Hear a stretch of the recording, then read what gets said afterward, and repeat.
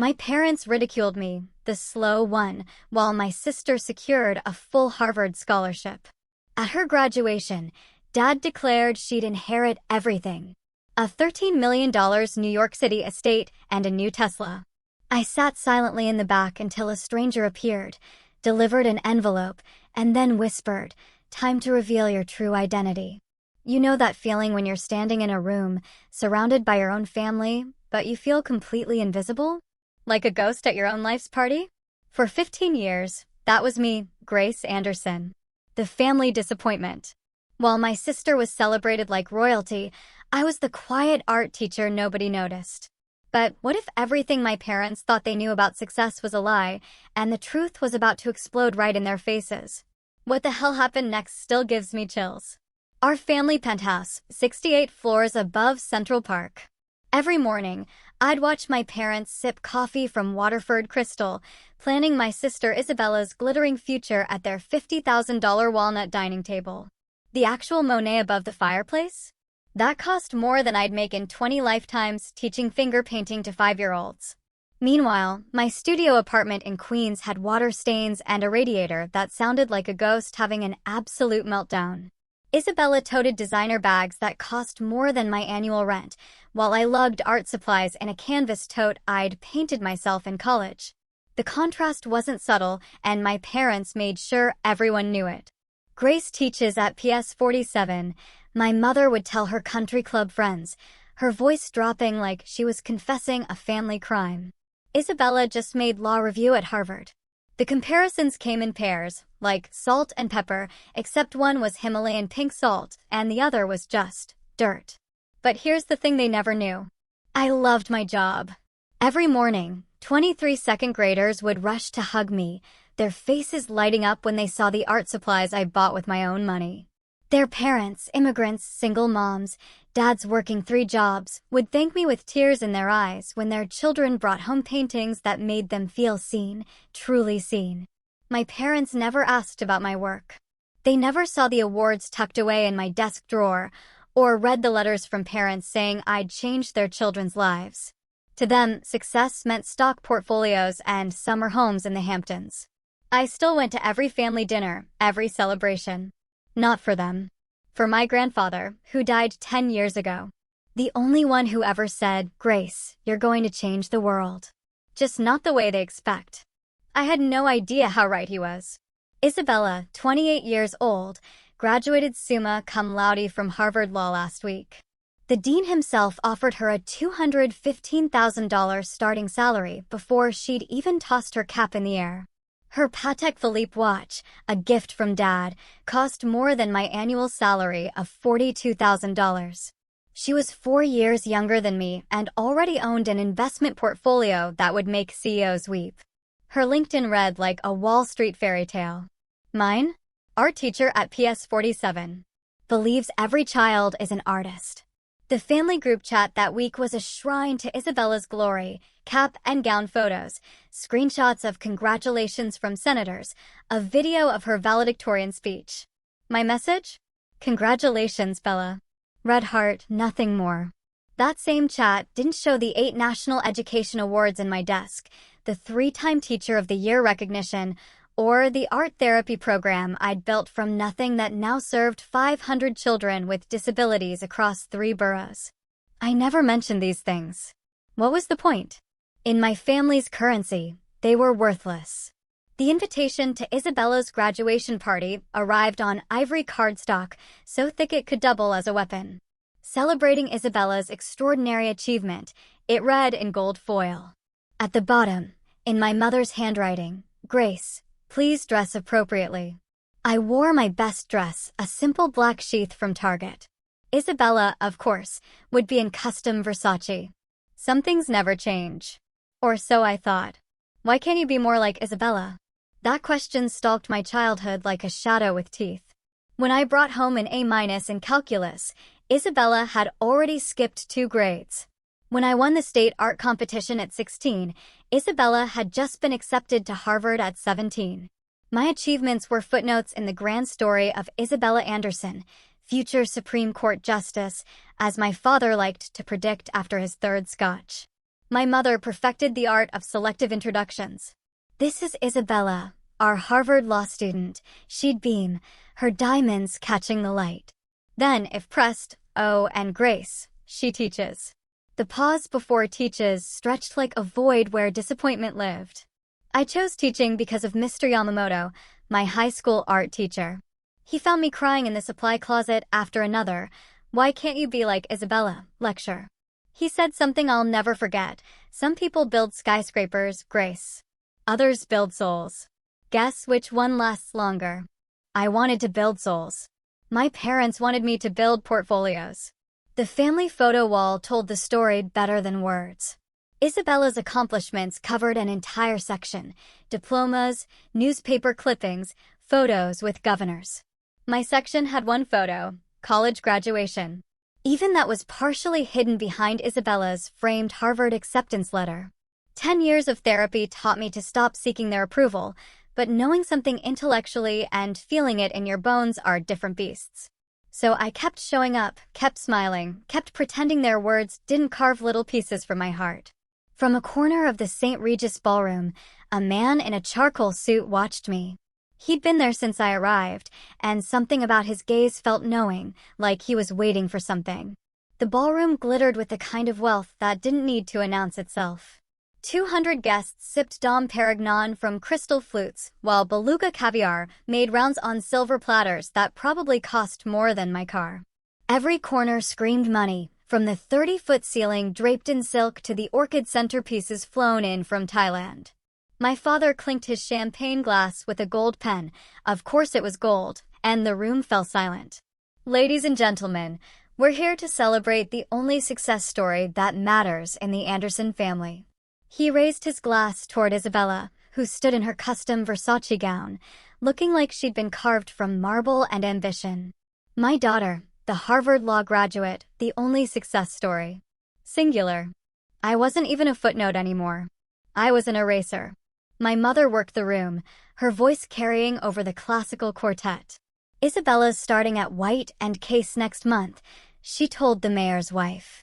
Then, catching sight of me by the shrimp display, "Oh, that's Grace. She teaches finger painting to children." The way she said finger painting made it sound like I dealt drugs to toddlers. A woman in Chanel asked what grade I taught. Before I could answer, my mother interjected, "Elementary. Very elementary." The woman's smile turned pitying. "How nice that you found something you can do." My phone buzzed. Unknown number. The text read, "Don't leave early tonight. Your grandfather left you more than memories." I looked up, scanning the room.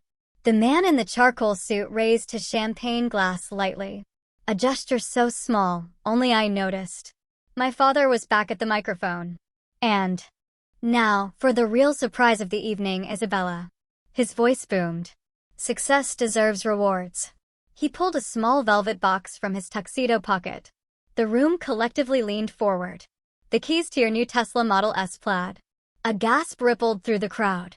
Someone actually applauded. The key fob glinted under the chandeliers, a $130,000 car for a 28-year-old who already owned a BMW. Isabella floated to the microphone, her smile practiced from years of being the chosen one. "Thank you, Daddy." She held up the keys like a trophy. "The photographer my parents hired, yes, they hired a professional photographer for this, captured every angle. But that's not all," my mother chimed in, joining them on stage.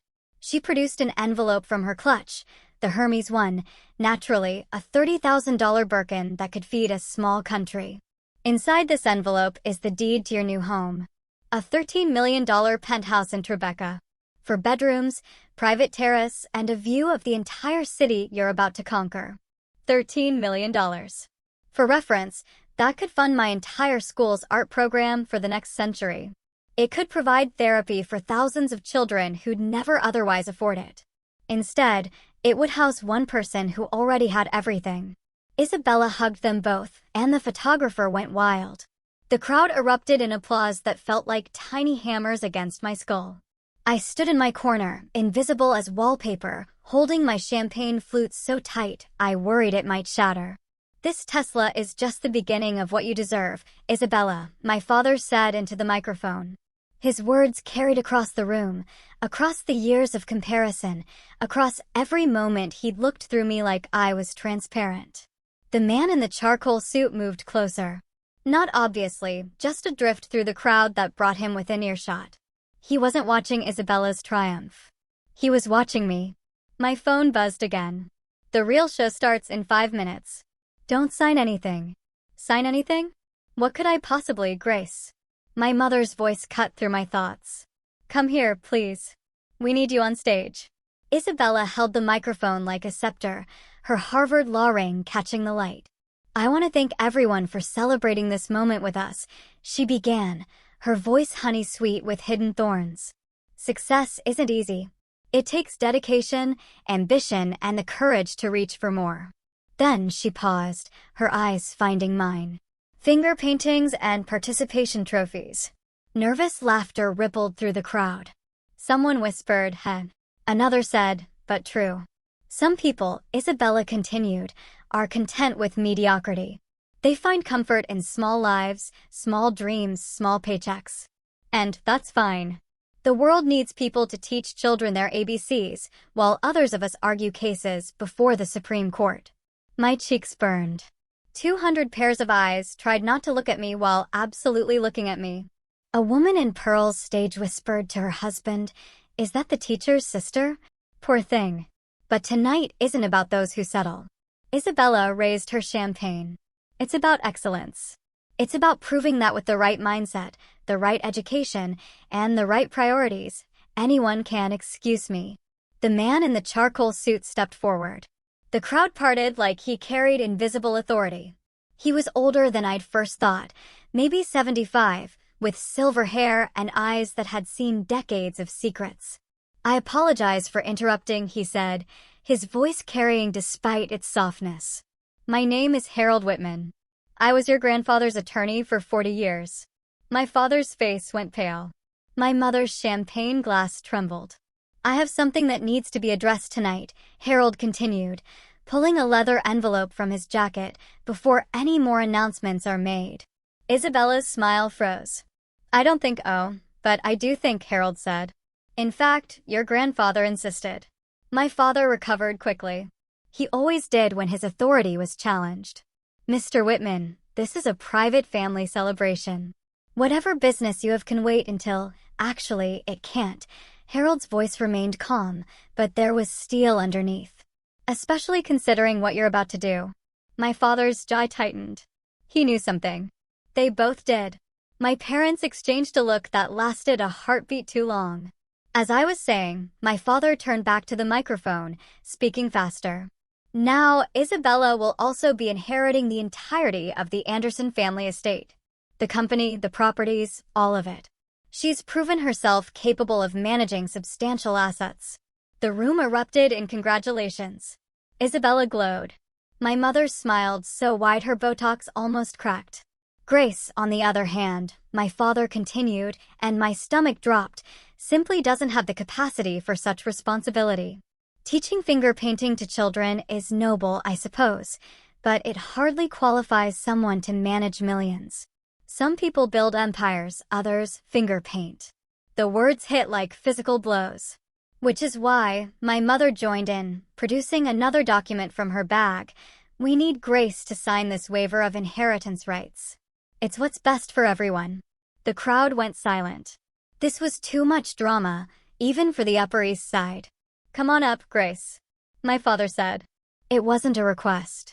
I walked to the stage on legs that felt like water. 200 people watched me climb those 3 steps. The woman in Chanel whispered something about family business being so awkward. Someone else muttered about knowing one's place. My mother held out the waiver and a Mont Blanc pen. "Just sign it, sweetheart. Don't make this harder than it needs to be." Harold Whitman stepped onto the stage. "I really must insist you stop. You have no authority here," my father snapped. Harold smiled. It wasn't a kind smile. "Your father would disagree. And since he's the one who actually built this empire you're so eager to redistribute, I'd say his opinion matters." The pen felt heavy in my hand. 200 guests waited. Isabella's smile could have cut glass. The waiver sat on the podium, its legal language blurring through tears I refused to let fall. "Sign it, Grace," my mother hissed, her voice low enough that the microphone wouldn't catch it. "For once in your life, do the right thing." The right thing for them meant disappearing. Isabella leaned into her own microphone. "This is what's best for everyone, Grace. You know you can't handle this kind of responsibility. Remember when you couldn't even manage your college loans without crying?" Someone in the crowd actually laughed. My hand moved toward the signature line. "Grace Anderson." Harold Whitman's voice rang out, clear and sharp. "I need you to know something before you sign that document." My father stepped between us. "Mr. Whitman, you're trespassing." "Security." "I'm here as the executive of William Anderson's estate," Harold said, louder now. "Your grandfather's real estate. The one your parents have been hiding for 10 years. The ballroom went so quiet I could hear my mother's pearls clicking against each other as she trembled. "That's impossible," my father said, but his voice cracked. My father's will was simple. Everything to me. "The will you filed was simple," Harold corrected. "The actual will, the one I've kept in 3 separate safety deposit boxes with video testimony and multiple witnesses, is anything but simple." He pulled a thick document from his leather envelope.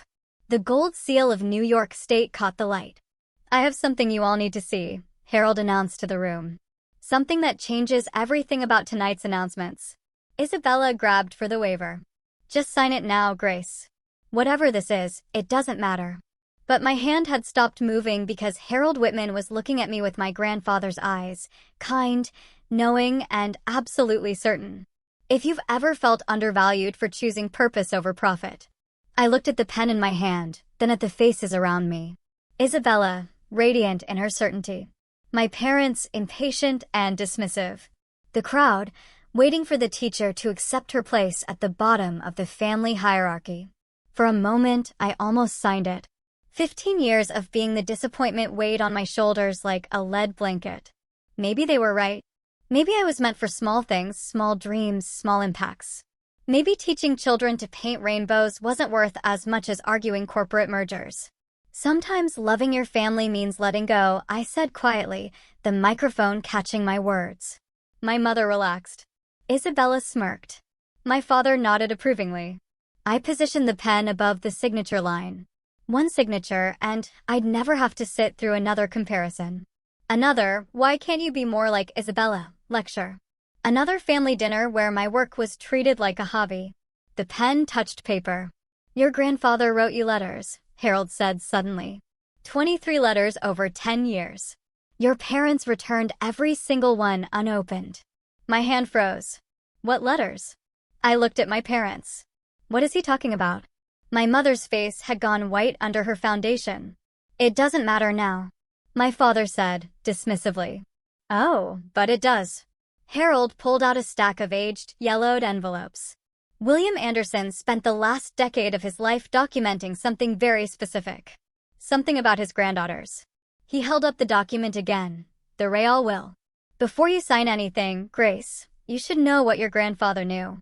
You should know why he called you the one who would change everything." The pen slipped from my fingers, clattering on the podium. "Show me," I said. "You have no right." My father's voice boomed, his face flushing red. "Security, remove this man immediately." 2 security guards started forward, but Harold raised the document high. "I'd think very carefully before you do that. Interfering with the lawful execution of a will is a felony. Everyone in this room is now a witness." The guard stopped. The crowd murmured. Someone was definitely recording this on their phone. My mother tried a different approach. Her voice syrupy sweet. "Mr. Whitman, surely this can wait until Monday? We're having a family celebration." "A celebration where you're coercing your daughter to sign away her inheritance rights?" Harold's eyebrows rose. "How festive." "There's nothing to inherit," my father snapped. "I'm the sole beneficiary of my father's estate. The will was read 10 years ago." "A will was read," Harold corrected. "The one you filed after destroying the original, or rather, after you thought you destroyed it." The ballroom gasped collectively. Isabella grabbed my father's arm. "Daddy, what is he talking about?" "Your grandfather was many things," Harold continued, addressing the room now. "But stupid wasn't one of them. He knew his son well enough to keep multiple copies of his actual will. Notarized, witnessed, video recorded. Ironclad. He turned to me. He also knew his granddaughters, both of them, and he made provisions accordingly. My mother was dialing frantically on her phone. Lawrence? Yes, we need you at the St. Regis immediately. Bring the files on, she stopped, noticing everyone watching. Just come. Calling your lawyer? Harold asked mildly. Good. He'll want to see this. Especially Article 7. What's Article 7? I asked, my voice steadier than I felt. Harold smiled. The first warm expression I'd seen from him. The part your grandfather called the Truth Clause. The part that explains why he spent 10 years watching both his granddaughters from afar, documenting everything. My father lunged for the document. Harold stepped back, surprisingly agile for his age. Shall we read it together? Or would you prefer to tell them yourself what you've been hiding? Harold opened the document, its pages crisp despite their age. This will was signed by William Anderson on March 15, 2015, in the presence of 3 witnesses and a notary public. It was subsequently filed with my firm, with copies sent to 2 additional law firms for safekeeping. That's impossible, my father said, but his voice had lost its authority. I handled his estate. You handled what you wanted to handle, Harold interrupted. Your father knew you would, which is why he included very specific instructions about when and how this will should be revealed. He looked at me. He wanted to wait until both granddaughters had shown their true character. Tonight seemed appropriate given the circumstances. Isabella pushed forward. This is ridiculous. Even if there's another will, it can't override. Actually, Miss Anderson, given your Harvard law education, you should know that a properly executed later will absolutely overrides an earlier one, especially when the earlier one was, let's say, creatively edited. My parents exchanged another look. My mother's hands were shaking. Your grandfather spent 10 years documenting something very specific, Harold continued. The real contributions his granddaughters made to society. Not the degrees, not the salaries, the actual impact. He pulled out a folder thick with papers. Grace, did you know your grandfather hired a private investigator to follow your career? Not to spy, to document. Every award you won that your parents ignored. Every child whose life you changed. Every family you helped through your art therapy program. The room was silent. Even the waitstaff had stopped moving. He has files on both of you, Harold said, looking between Isabella and me.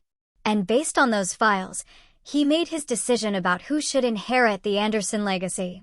This is insane, Isabella said, but her voice wavered. No, Harold replied.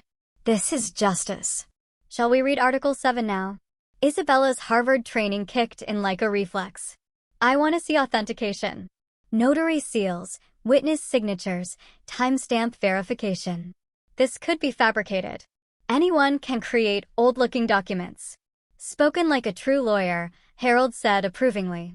He pulled out a manila folder notarized at 3 separate locations. Here's the seal from New York State. Authenticated last week when I knew tonight was happening. Here's the witness list. Judge Patricia Hornby, Dr. Michael Chen from Mount Sinai, and Eleanor Roosevelt III from the Manhattan Trust Foundation. Isabella examined the papers, her face growing paler with each page. These are real. Of course they're real, Harold said. Your grandfather didn't leave anything to chance. He also video recorded the signing. He pulled out an iPad. Would you like to see your grandfather explaining his decision in his own words? This is entrapment, my father shouted. You waited. Until you tried to force Grace to sign away rights you knew she had. Harold asked. Yes, I did wait.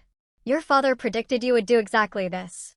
He said, and I quote, Robert will try to give everything to Isabella the moment he thinks he can get away with it. Wait for that moment, then show them the truth. The crowd was riveted. Someone whispered, better than Netflix. Isabella turned to our parents. You knew? You knew there was another will and you hid it. My mother's silence was answer enough. 10 years, Harold said. They've known for 10 years. They found the first copy in your grandfather's desk and destroyed it.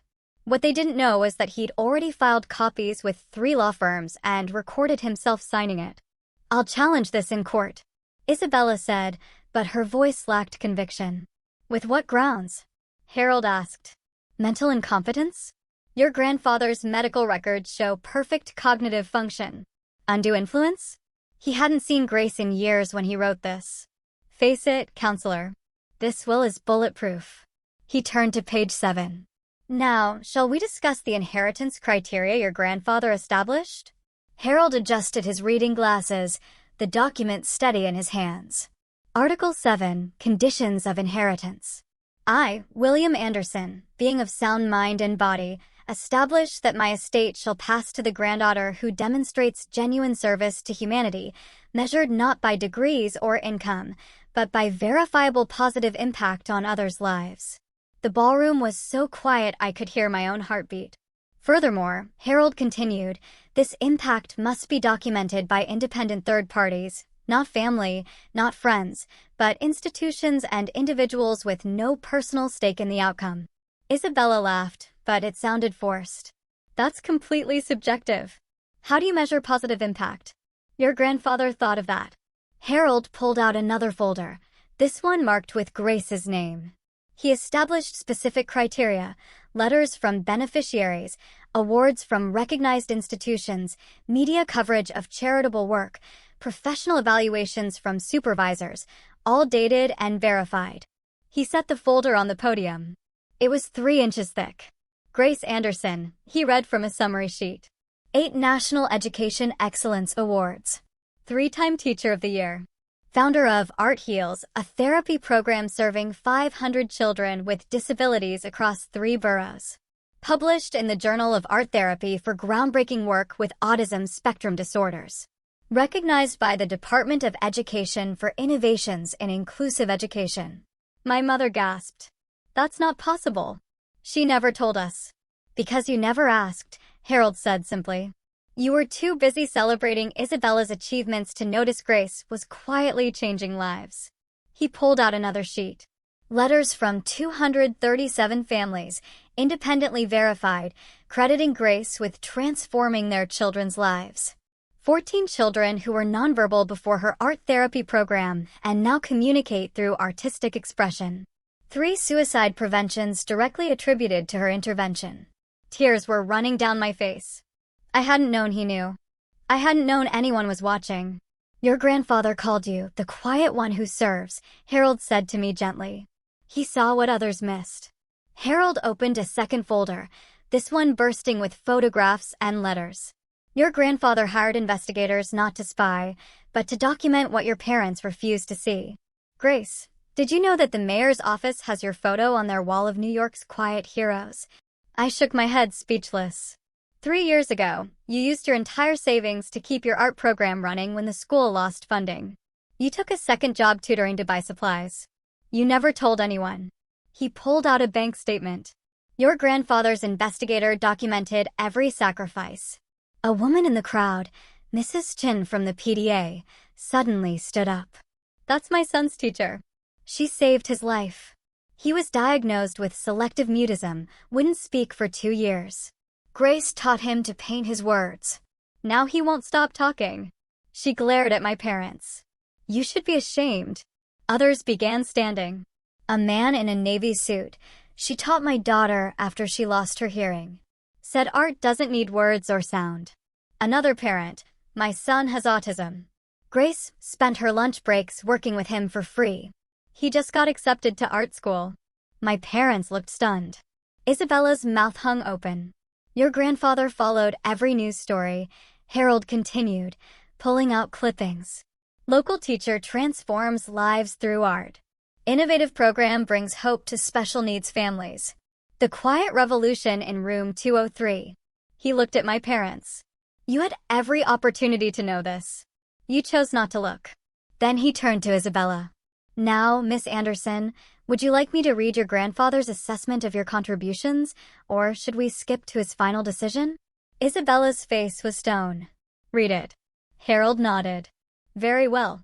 But I should warn you, your grandfather was thorough and honest. Harold pulled out Isabella's folder. It was noticeably thinner. Isabella Anderson. Harvard Law, summa cum laude, law review editor. Starting salary, $215,000. He paused. Community service, Mandatory pro bono hours required by law school. 40 hours total over 3 years. No voluntary service beyond requirements. Isabella's face flushed. I was building my career. You were building your resume, Harold corrected. Your grandfather noted the difference. He also documented this. In 2019, you volunteered to organize a charity auction for underprivileged children. You raised $30,000. He paused. You also charged the charity a $15,000 administrative fee. Gasps echoed through the ballroom. That was legitimate compensation for my time. Isabella protested. From a children's charity? Harold's eyebrows rose. Your grandfather found that particularly telling. He pulled out more papers. 2020, you offered pro bono services to a homeless shelter. When you discovered they couldn't provide a tax write-off large enough, you withdrew the offer. 2021, you volunteered to mentor inner-city students. You attended one session, took photos for your LinkedIn, and never returned. My parents were frozen. This wasn't the Isabella they'd promoted. Meanwhile, Harold gestured to my thick folder. Grace has letters from the Department of Education, the National Art Teachers Association, the Autism Society, the Children's Hospital of New York. And he pulled out an official letter. The White House Office of Public Engagement, commending her for extraordinary service to America's most vulnerable children. He held up both folders. One granddaughter has degrees and dollars. The other has changed hundreds of lives. Your grandfather's will is clear about which one inherits. But there's more, Harold said, his voice carrying a weight that made everyone lean forward. Article 7 has a second component. A clause your grandfather called the humility provision.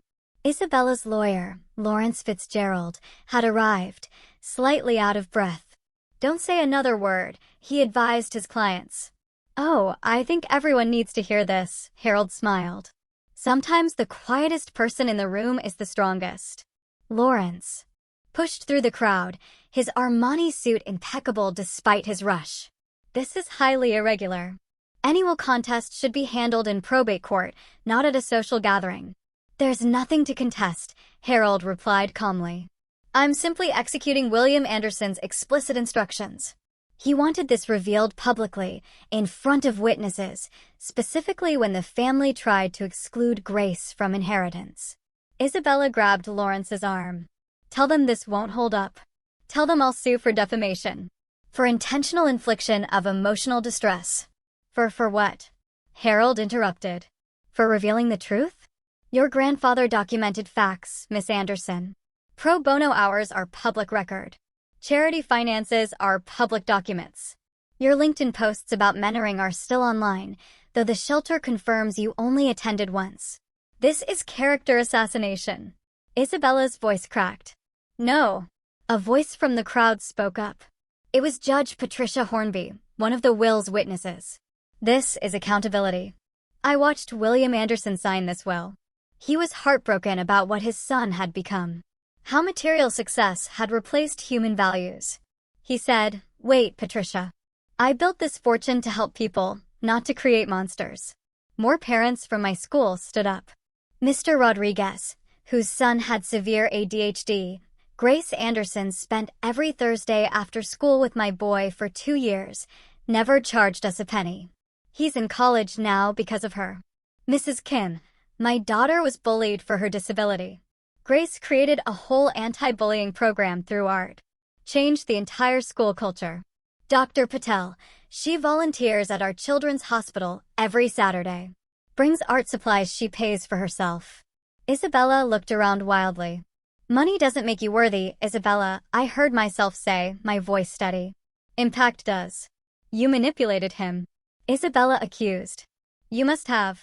Grace hadn't seen her grandfather for 5 years before he died, Harold stated. By your parents' design. They told him she was too busy with her little teaching job to visit. My father's CEO instincts kicked in when cornered. Negotiate. Let's be reasonable here. We can work out an arrangement. Split everything equally. 50-50. That's fair. Fair. Harold's voice carried decades of legal authority. Was it fair when you told your father that Grace dropped out of college?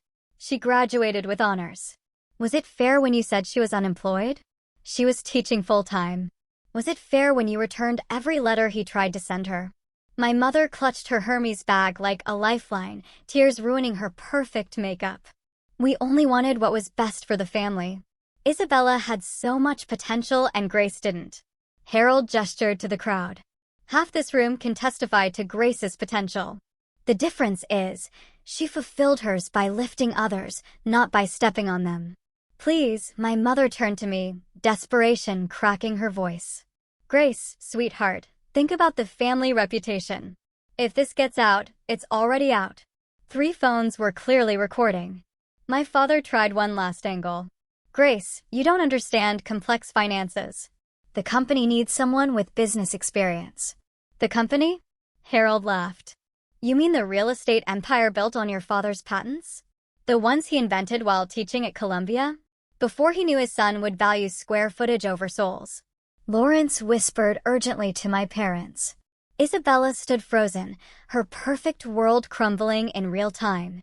We can challenge mental capacity, Lawrence suggested quietly, but his voice carried. Judge Hornby stood up. I'd be happy to testify about William's mental state. Sharp as a tack, he beat me at chess the day before he died. My father's shoulders sagged. My mother sank into a chair. Grace, my father said quietly. What do you want? For 15 years, I'd been silent. The quiet one, the disappointment, the afterthought. Now 200 people waited for my words. What do I want? I repeated, my voice carrying across the ballroom. I wanted parents who saw me, who valued compassion over compensation, who understood that teaching isn't settling, it's building the future, one child at a time. I stepped toward the microphone, my target dress suddenly feeling like armor.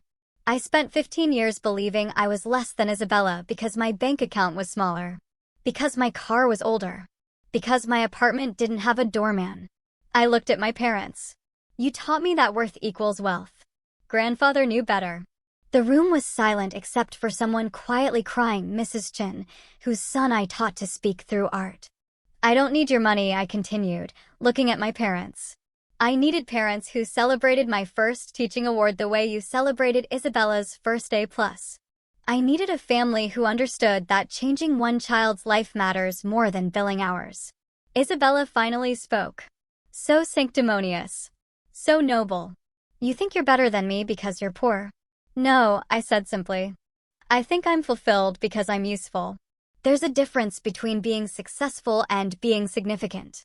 Grandfather understood that. Harold cleared his throat. Speaking of your grandfather's understanding, there's one more aspect of Article 7 we need to discuss, the conditions for Isabella. Everyone turned to him. Your grandfather didn't disinherit you, Isabella, Harold said. But your inheritance comes with conditions.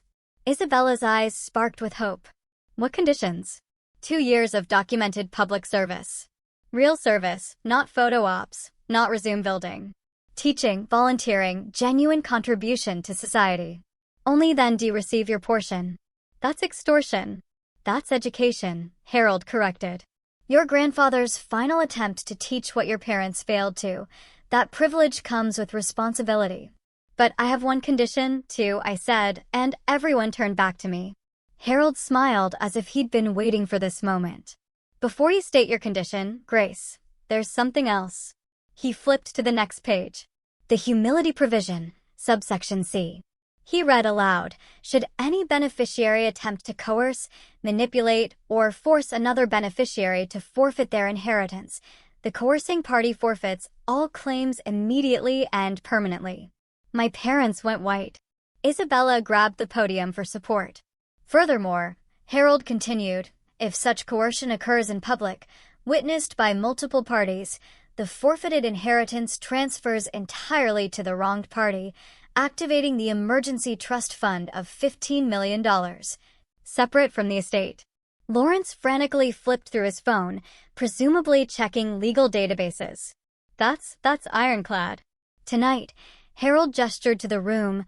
Robert and Margaret Anderson, along with Isabella Anderson, attempted to force Grace to sign away her inheritance rights in front of 200 witnesses.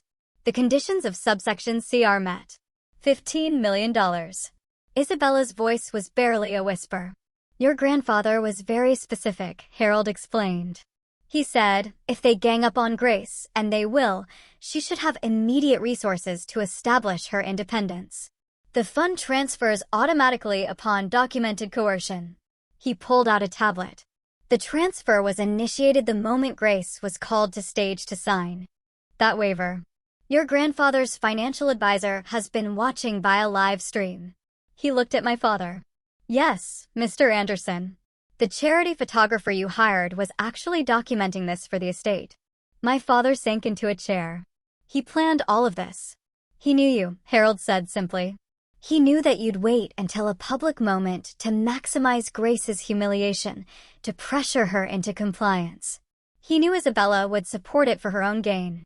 And he knew Grace would endure it quietly, as she always has. The company, my mother asked weakly, transfers to a trust with Grace as primary beneficiary and decision-maker, Harold explained. Though, he looked at me, your grandfather hoped you'd convert it to a foundation. He left suggestions for focusing on art therapy and special education. Isabella was crying now. Not pretty tears, but the ugly kind that come with genuine loss. My job offer at White & Case has a morality clause, Lawrence said quietly. Being party to inheritance fraud, they'll withdraw the offer. The Tesla keys fell from Isabella's hand, clattering on the marble floor. Lawrence Fitzgerald, despite being my family's lawyer, had gone pale as he scrolled through his tablet. The legal ramifications are severe. The attempted coercion tonight, witnessed and documented, constitutes inheritance fraud. The Bar Association will investigate. Isabella, your law license application. No, Isabella gasped. No, they can't. They can and they will, Judge Hornby interjected. Attempting to defraud a family member of inheritance through public coercion, the Character and Fitness Committee will have a field day. Harold produced more documents. The estate accounts were frozen 40 minutes ago, the moment the coercion began. Court orders signed by Judge Martinez, who's been monitoring the situation remotely. He held up papers with red seals. Robert Anderson, your access to the company accounts is suspended pending investigation. The brownstone, the Hamptons house, the portfolio, all frozen. You can't do this, my father roared. I'm not doing anything, Harold replied. I'm executing William Anderson's explicit instructions. He wrote, if Robert tries to steal from Grace, and he will, stop him immediately and publicly. My mother's phone rang. She answered with shaking hands. Hello? What do you mean frozen? All of them. She looked at my father. The credit cards aren't working. The penthouse. Isabella asked desperately. The one you just gave me was never theirs to give, Harold said. It's part of the estate, which now belongs to Grace. Someone in the crowd whistled low. $13 million, plus the company valued at $30 million, Harold added. Plus liquid assets of approximately $15 million. Plus the art collection, your grandfather was quite the collector, valued at $6 million. $64 million. Isabella's legs gave out. Someone pushed a chair under her. That Grace's parents tried to steal from her, Judge Hornby said loudly, ensuring the recording phones caught every word. This is why William Anderson wanted witnesses. The crowd was buzzing. This would be all over the Upper East Side by morning, all over the internet by midnight. The Tesla? Isabella asked in a small voice. Purchased yesterday with estate funds, Harold confirmed. It'll be returned to the dealer Monday. Every symbol of success my parents had flaunted was built on theft, on stealing from the daughter they deemed unworthy. Isabella Anderson, Harvard Law, summa cum laude, the golden child who'd never failed at anything, crumbled completely. Her perfect makeup ran in streams down her face as she sobbed. Not the delicate tears of earlier, but raw, broken sounds. I don't understand, she gasped between sobs. I did everything right. Perfect grades, perfect school, perfect job. Perfect is not the same as good, Harold said gently. Your grandfather wrote about you. Isabella has every advantage but empathy, every skill but kindness. Maybe losing everything will teach her what gaining everything never could. Isabella looked at me through her tears. For the first time in our lives, she looked at me. Not through me, not past me, but at me. You knew, she whispered. You knew you were worth more. And you never said anything. I didn't know about the will, I said honestly. But I knew my worth wasn't measured in dollars. You taught me that, actually. Watching you chase money while missing meaning. You taught me what not to value. Isabella's voice broke. I've never actually helped anyone, have I? Not really. Not without expecting something back.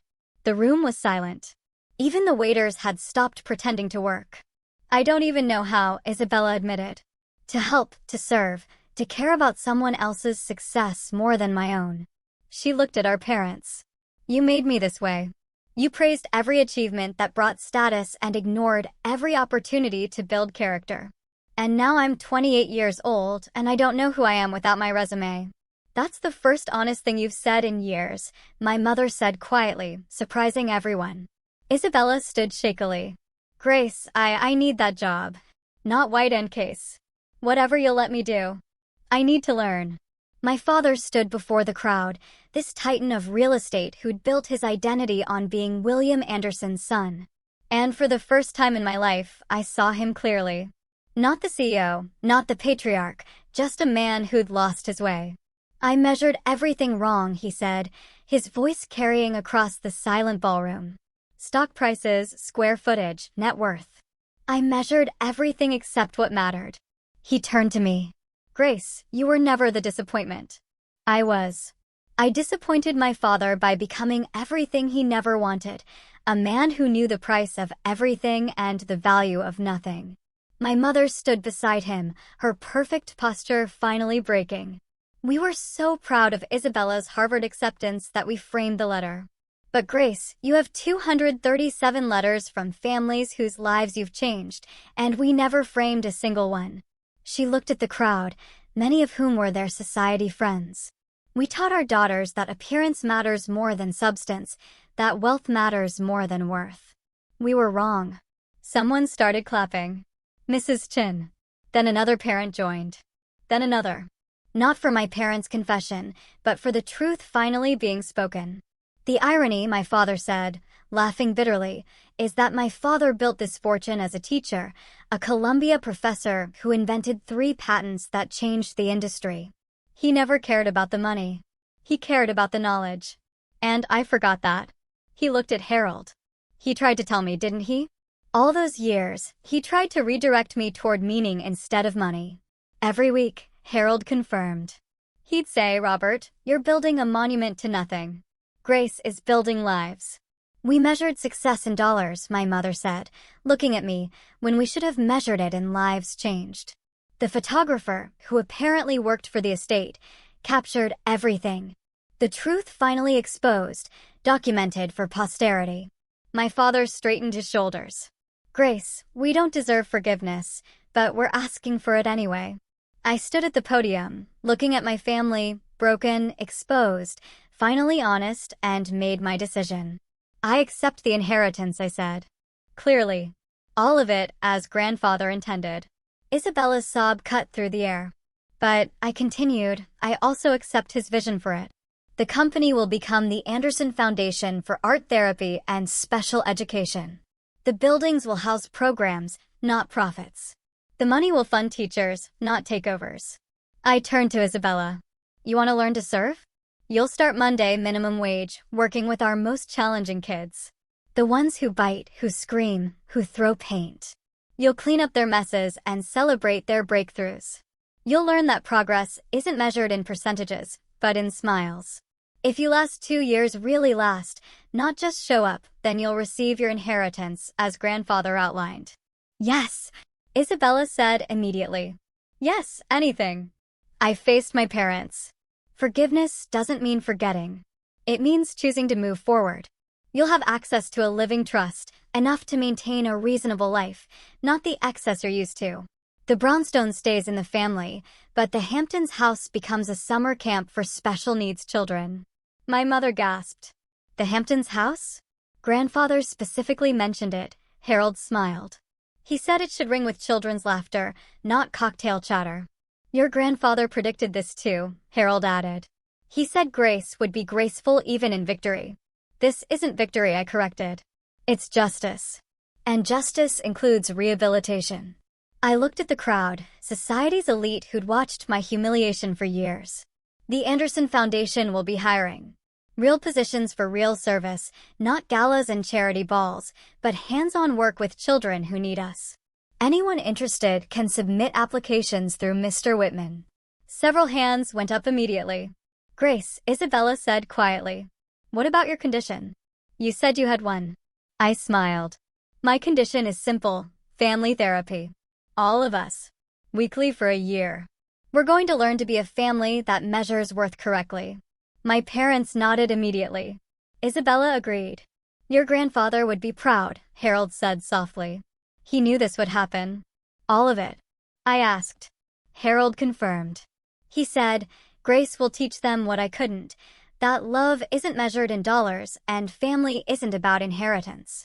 It's about inheriting values worth passing on. 6 months later, the Anderson Foundation for Art Therapy and Special Education served 2,000 children across 5 states. The Hamptons house hosted its first summer camp with 40 kids who'd never seen the ocean. The Brownstones Ballroom, where my parents once held society gatherings, now echoed with children's laughter during weekend art workshops. Isabella lasted the first month by sheer will. The second month broke her.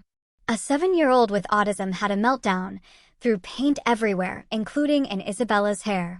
She cried in the supply closet.